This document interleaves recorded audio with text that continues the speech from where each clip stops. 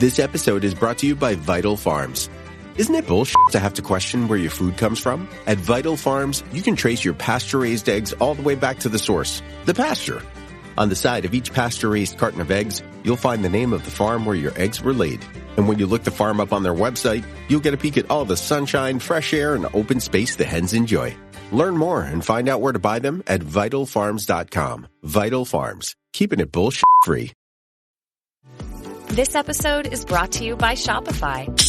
That's the sound of switching your business to Shopify, the global commerce platform that supercharges your selling. Harness the best converting checkout and same intuitive features, trusted apps, and powerful analytics used by the world's leading brands. Stop leaving sales on the table. Discover why millions trust Shopify to build, grow, and run their business. Sign up today for your $1 per month trial period at shopify.com/tech23. Welcome to the HCI family of podcasts. We're your source for personal, professional, and organizational growth and development. We share our own original research, explore industry trends, and interview executives and thought leaders from across the globe. Join us for practitioner-oriented content around all things leadership, HR, talent management, organizational development, and change management. Maximize your personal and organizational potential with the HCI family of podcasts.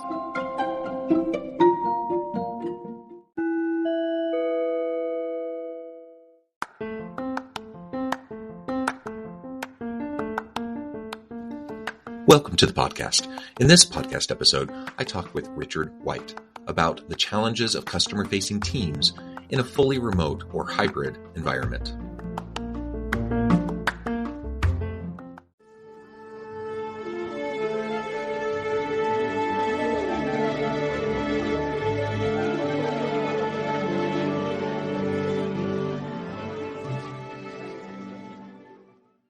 Richard White, welcome to the conversation today.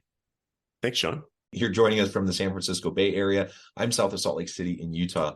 And today we're going to be talking about the challenges of customer-facing teams in a fully remote or hybrid environment and what we might be able to do to mitigate those challenges and even turn those challenges into opportunities for our teams. As we get started, I wanted to share Richard's bio with everybody. Richard White is founder and CEO of Fathom.video, a free app that records, transcribes, and highlights your calls so you can focus on the conversation instead of taking notes. I think that's wonderful. I've tried a few of these different types of apps and services before to varying kind of reviews and outcomes. So I'm thrilled to have a chance to talk with you more about really just the background behind that as a tool, but also more broadly, like I said, to talk about these challenges that customer-facing teams are facing in the modern world of work. Richard, anything you would like to highlight by way of your background or personal context before we dive on in? Sure. Yeah. I'm originally kind of a computer science grad / programmer turned product designer turned, I guess, kind of go-to-market leader. At my last company, I ran the marketing team as well as the sales team for a while. And that's where, I think a lot of what we're doing here at Fathom is the intersection of good design applied to the challenges of people running, like I said, customer-facing teams. I don't think you have a lot of engineers running sales teams. Sometimes to good effect, and sometimes to bad effect on my part when I was doing that. But it was a real eye-opening experience and really there was a lot of insights there that led to what we're doing here at Fathom. So why don't you talk just a little bit more about the kind of the origins of Fathom? Because I'm always fascinated by that. And then we can get more into the broader topic. Sure. Yeah, we started the company 3 years ago, but really this Fathom started about almost 4 years ago, actually right before the pandemic. I found myself working at my last startup, talking to a lot of customers. I was actually talking to tons of customers. I think I did first 6 weeks of 2020, I think I did 100 or 200 Zoom calls with customers. I was doing research for a new product. And two things really stood out to me. One was, gosh, I really hate taking notes and talking to someone, right? You're on the phone with them. You can't get them back on the phone. You got 20 minutes, you got 30 minutes. You're trying to learn as much as you can in that short period of time, but you're also trying to make sure you don't miss a thing they say, right? So you're trying to sequence your questions and get to the root causes and stuff like that, hurriedly typing things out. And what I kind of found was two things. One is, I think I'm a pretty good note taker. I would be really diligent on the call. I'd block out 10 minutes after the call to clean up those notes and make them make sense. But two things I found. One was 3 weeks later, I would look at some of my notes and be like, I don't remember who this was and like what we talked about and the important nuance. And probably the more frustrating part is, the whole point of me talking to all these people was to inform a strategy and present this back to the team. Hey, I talked to these people. Here's what we've learned.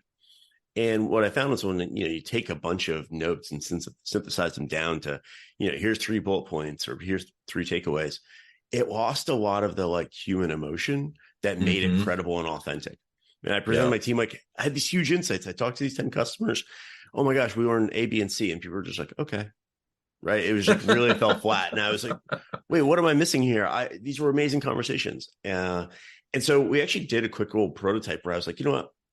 I'm just going to record these conversations, but instead of like sharing with you 3 hours of content, because no one wants to watch other people's calls, I'm just going to make my own like highlight reel, like pull out 30-second vignettes from each call that I think are really impactful. I'm going to share that with the team instead at the next kind of like update. And I did that. And the response was so much different, right? It was people were leaning in, people were asking follow-up questions, like, because it's just so much more credible than me just saying there's a few bullet points. And so that was really the start of this idea around Fathom, which is really anyone. I mean, there's been some tooling in the past for these kind of like call recording software, but they were always just really focused at like really high-end sales teams for the most part, or they were really focused on giving you a transcript. And I was going to say, like, I think, really anyone who's on video conferencing meetings has this challenge of taking notes, or if you're a manager, you're someone who's trying to understand the notes, right? When I ran my sales team 2-3 years ago, my biggest challenge was, I was constantly trying to get the team to take good notes. Like, hey, this is too detailed. Hey, this is not detailed enough. But like my own notes, even the best notes, I go back and read them. And I'd always be asked this question. Yeah, but what did that person actually say? How did that pricing discussion actually go? When they describe the problem that they're facing, like what's the nuance of what they said? And so I think we saw from multiple directions, from the direction of someone that's on the call, there's like a huge productivity gain you can unlock by just having some other tool backing you up. So you don't worry about missing a point. You just can have a conversation and know, there's some really great insight I get from talking to John. I can go grab that clip. I can rewatch it, can share it with my boss. And as a manager, you have the also problem, which is you're expected to be omnipotent about what's happening on all your team's meetings, right? You're expected to be there, whether it's internal or especially if it's external, and you don't have time to listen to all this stuff. Nor do you have anyone, I think, if you had enough time, no one has the like fortitude to listen to hours and hours of people doing calls. One of the interesting stats we find, only about 15% of a video call ever gets highlighted, right? And so that makes sense. It's like 85% of these meetings are kind of what you expect, kind of rote. It's like 15% of them are actually the really interesting parts that someone else needs to see. And so really we're like, let's go build a tool that helps the ICs on the call be more productive, less stressed, and helps the managers find out about that 15% of the call they should be listening to, so that they at least can present themselves as omnipotent as possible. Yeah, well, that's really cool. And like I said, I've tried some of these before, like the AI note takers, or whatever. And you have the transcripts, like in Zoom, they'll auto-generate transcripts. And what I found is it's fine.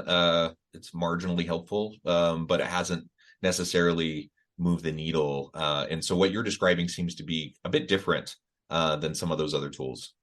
Yeah, I mean, there's 3 big differences between us and I think a lot of the tools that came before this.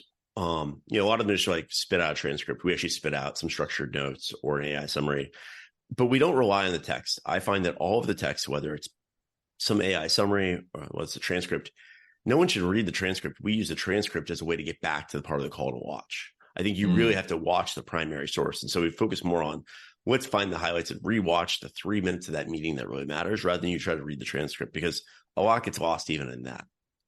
The second thing we do that other ones don't do is we give you instant access to all the stuff after the call. Like Zoom itself even takes like half an hour to get you just the recording and the transcript after the call. We get it to you within 10 seconds. And I think that's super important too, because if you're trying to replace notes, people clean up their notes after the call, right? Or they like do all their actions. They do follow-up emails. They put the stuff in the CRM. And so we thought it was super important to like make sure that thing is super fast from a UX perspective. And then the third big difference is we're completely free for individuals. And so I think a lot of these other tools are charging you a lot of money for a tool that's slow and doesn't really give you the output you want. Yeah, Cool. And one of the things we've been focusing on so far in the conversation is the customer facing piece of this, right? So during the pandemic, everyone had to go remote, and lots of teams who perhaps weren't comfortable in a remote environment with remote collaborations had to try to figure out better approaches. And I imagine this tool could be utilized in any of those types of remote or hybrid types of team collaboration types of environments, but you also focus directly on the customer facing teams. So maybe speak a little bit more to that, in that distinction, even where you're kind of honing in on that niche. Yeah, that's been our initial kind of focus, has been those external calls with customers. They're I think one of the most limited resources in an org, right? It's like, unlike an internal meeting, if I miss something you said and you're a customer, it's hard for me to get you back on the line, right? Even harder if you're like a prospect, right? So we also see that's also I think the lifeblood of an organization is, what are customers saying about us, right? And the larger your org gets, the less people are actually at the coalface hearing those conversations, right? And so I think we also find that those kind of customer conversations are something that everyone in the org wants to see, whether they're in marketing, whether they're in engineering, whether they're in product. So any of the calls that are happening for your success team, for your sales team, from your implementation team, they want, like, that's the stuff that everyone else in the org wants to get access to. And I think they're also the most high pressure calls too, right? Where it's like trying to ask you to do two things at once. The less we can make the lower we can make the cognitive load on the human doing the conversation, the better, right? And so we'll not only record things, we'll do like in-meeting coaching, right? Letting you know if you monologue or you're talking too much or not enough, and that sort of fun stuff. But yeah, I think the pandemic was interesting because a lot of the ways, if you're a manager, a lot of ways again, remember I mentioned, like, you are expected to have this kind of omnipotence. And historically, the way you had some of this omnipotence was ambient awareness. You would have a sales floor, you have a success floor, you overhear people saying things, and you could overhear one half the conversation, and that could kind of give you some awareness, like, oh, that's interesting. What question sparked you to go down that thread, right? Or, oh, I don't know that we should explain it this way. Here's probably a better way to explain it. Like, a lot of that was lost. And I think there was a lot of really good, customer facing managers that kind of found themselves without their best tool, which was that ambient awareness of what's happening. And so now we're trying to help people kind of rebuild that ambient awareness with tools like Fathom, where you can say, okay, certain keywords or certain things, I want to be able to audit calls when, I hear they don't go well, or I want to get an automatic alert when certain keywords or certain things are said, or I want to get notified and listen to all the pricing discussions that are happening. So we almost have to rebuild this from first principles of, okay, you're not just going to overhear things. What's going to get more structured and programmatic around what are the parts of the conversation you think are most valuable for you to like review and listen in on? Yeah. Well, and I even think back to, in another life, this was decades ago, where I'm like sitting I'm like a training supervisor at a call center, and I'm listening into calls, right? That's like what I did so much. I'm like listening to calls, I'm taking notes for coaching or mentoring sessions, or to figure out what trainings need to be accomplished. And like you said, nobody wants to sit and listen to calls where the vast majority of it's just kind of rote, kind of repetitive stuff. It's really that smaller chunk where you get to the heart of the interactions, right? So I imagine even in that kind of a setting, like this could be super helpful, because it's going to highlight the most important pieces that are really going to resonate and are going to be important for you to then translate into like coaching conversations and those sorts of things. Yeah. The ability to just pull out, like, here's 30 seconds call and share it with a colleague or another executive, et cetera. And now we're even getting to the point where we can automatically surface some of these trends across calls. So like we're at the point where I don't even need you to listen to individual calls. Here's the top 3 new questions we've heard this week. Go listen to them and brainstorm an answer to your team. So yeah, that's why we focus, I think, mostly on external calls. Having said that, I think the other big impact of kind of the shift to remote work is what I call kind of like meeting inflation on like internal meetings. Sure. Again, it stems from the same like ambient awareness problem. It used to be invite a few people to the meeting. If someone needed to hear some part of that meeting, they'd probably pick it up, at the water cooler or whatnot. Oh, we talked about this. Oh, let me go follow up and figure out what was said. And in a remote culture, that doesn't happen. So now you get people over inviting people to meetings. Oh, like one time we talked about something that Tim should have heard. So now we're inviting Tim to this meeting every single week. And poor Tim never 3 out of 4 times Tim joins this meeting, doesn't say a thing, doesn't need to hear any of this stuff, right? And so that's the kind of the next step we're looking at is we've got a bunch of pilots where we're enabling these larger orgs where we say, look, you're going to record this meeting. We're going to send a summary to everyone that attends, or even the folks that don't attend, right? Anyone who's invited. And so we're going to give people the permission to not join that meeting, instead watch the meeting recap, at 1.5x speed, or wait for someone to tell them like, hey, Tim, there was a 5-minute segment you really should hear, right? Oh, great. We can make the decision after the meeting now, not have to preemptively before the meeting invite Tim and add an extra hour of non-productive time to his day. So I think both these things stem from, it's just hard to create ambient awareness in a remote environment. And so we have to kind of rebuild a lot of our collaboration process. Having said that, I think once you do, you actually build a org that's almost more resilient and more efficient than the in-person one, because the ambient stuff was easy and you got it for free by having an office. But I don't think it was always the most effective way to do these things, right? Well, right. And that's one of the big arguments that leaders are making as they're doing, calls for return to the office, or mandates even for their remote or hybrid workers, is they feel like, well, we just don't know what's going on. We don't have that ambient knowledge of what's happening just through the inner office culture and water cooler conversations and all that kind of casual stuff. And, there are good reasons to be together face to face in an office setting. So I don't want to downplay that. And there could be good strategic reasons for it.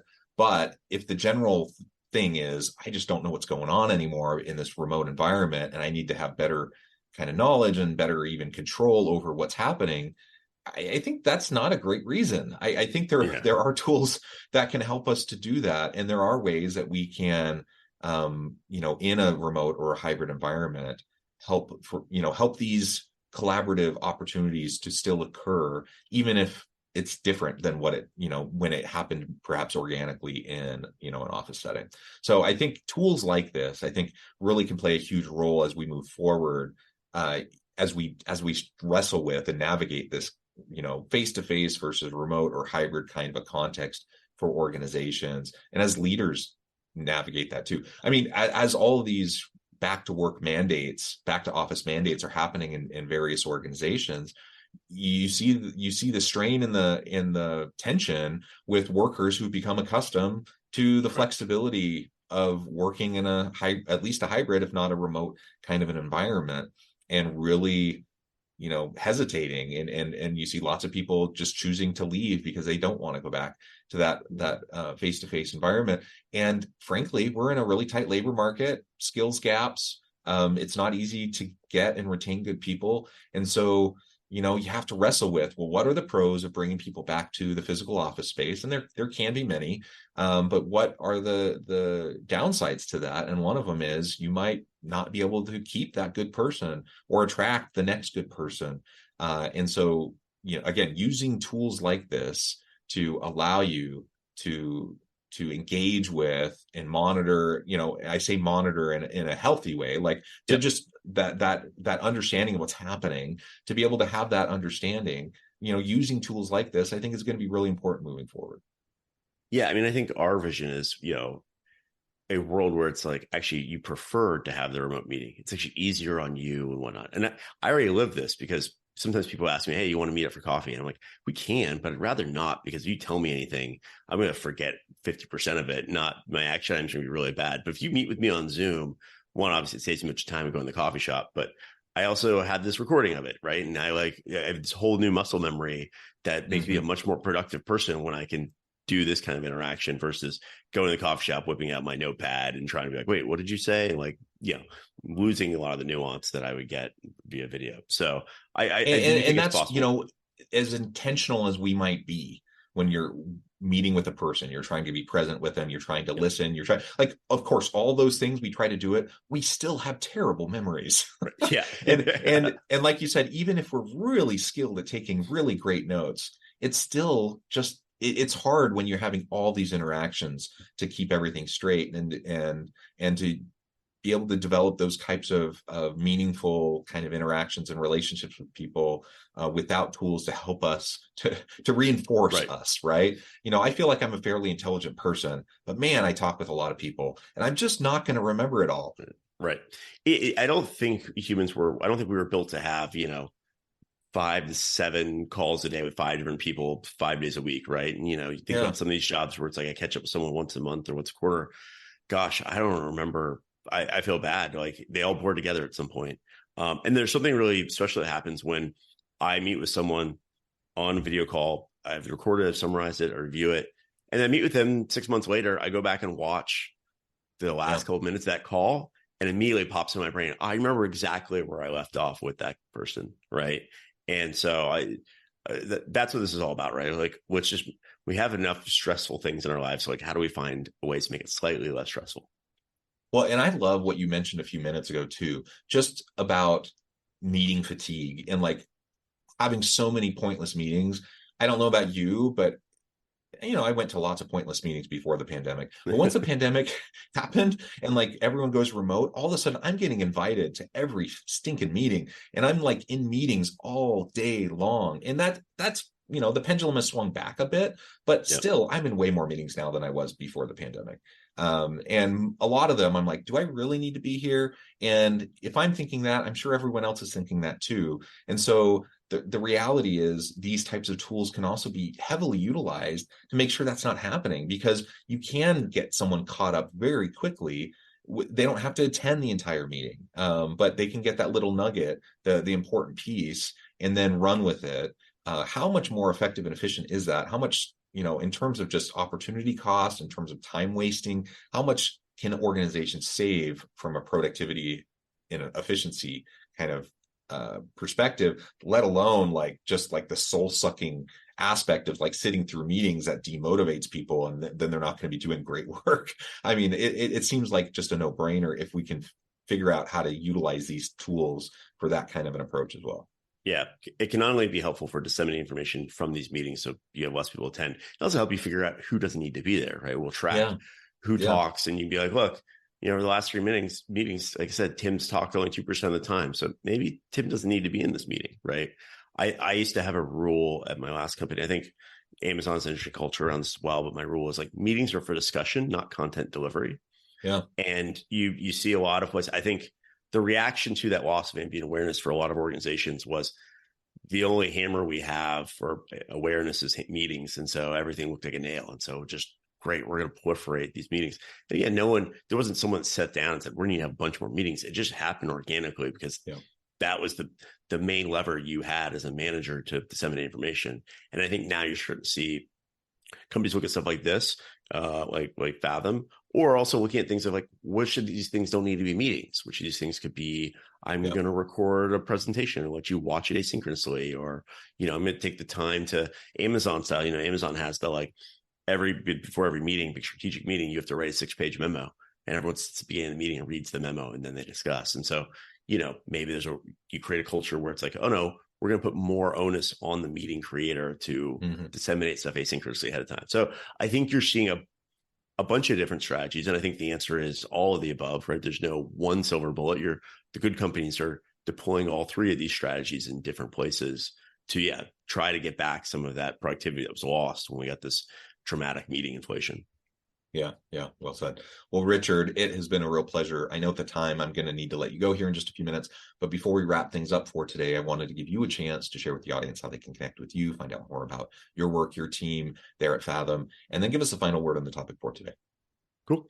I'm a LinkedIn guy, so feel free to find me on LinkedIn. Richard White on LinkedIn, Fathom. You'll see this bright blue avatar. It looks like a bitmap. Everyone thinks it's an NFT, but we had 8-bit images before NFTs, so calm down. It's not an NFT. So just ping me on LinkedIn. I'll try to hopefully get back to you quickly in between all the recruiter spam I get. I think the last word on this is just that there are a lot of like ways to improve this, right? So I think if you're not experimenting with some tool, either for internal meetings or external meetings, you should be trying something, because I think there's a lot of stuff out there that you can start iterating to a more productive workforce. Obviously, we'd love for you to try Fathom. Again, completely free to use for individuals. We only charge you once you want to roll it out to your entire team, but you can easily pilot Fathom with a handful of folks in your team. They'll love it. They'll be more productive. It's almost my guarantee. I've very rarely seen people that are on customer meetings that don't. So that's it. Thanks for having me on, John. This has been great. I love it. Thank you, Richard. And I'm excited to try Fathom myself.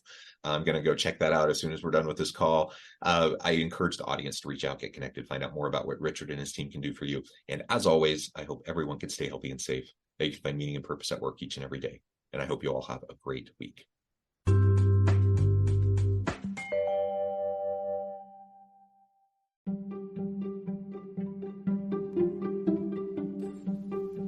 Thanks for joining us for this episode of the podcast. We hope you stay healthy and safe, and please join us again soon.